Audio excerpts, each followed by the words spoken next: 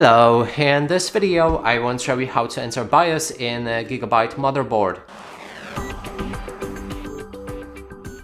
To do this, you will need to grab your keyboard and keep pressing on F2 button or delete button while your system boots up. That means power off your PC, then start powering it back on and keep pressing on those two buttons, and that way you'll be able to enter BIOS.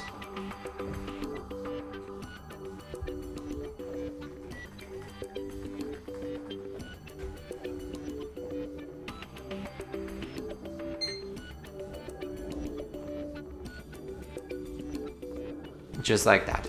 And that's it for this video. Hope you like it. Please consider subscribing to our channel, leave a like and a comment below.